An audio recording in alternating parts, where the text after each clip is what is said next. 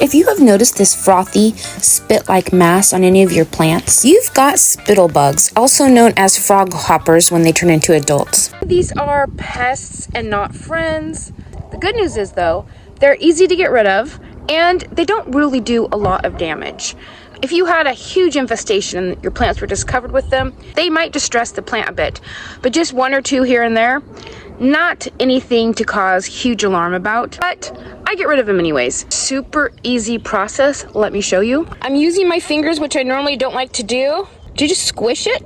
Typically I wear gloves. It don't bite or anything. It's just the texture for me. A fun fact about them, I was just telling my granddaughter, I thought she'd get a kick out of this. The little Spittlebugs are actually the nymph stage of the Froghopper. So the adults lay eggs, and when the eggs hatch, they're the little Spittlebugs.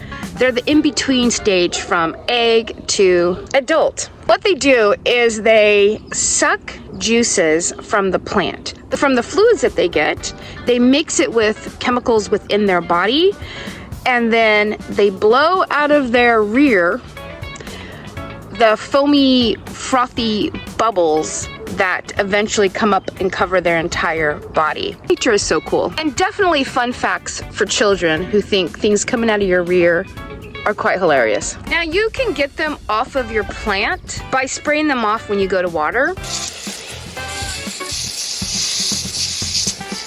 That foam is actually vital to their survival.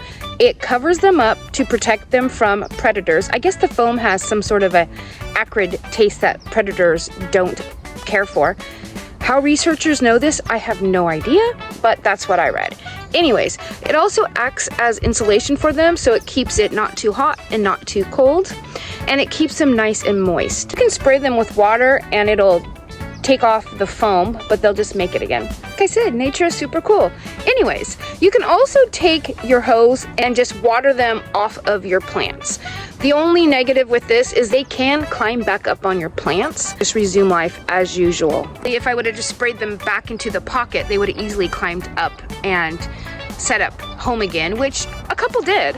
I'm liking the green stalks for Spittlebugs. I noticed that when I sprayed them off, I tried to spray so they would spray off of the actual planter, and I did have some come back, but not very many. The Spittlebugs are gonna appear in spring and early summer, but then you'll notice they disappear. That's because they have turned into the adult form of the Froghopper.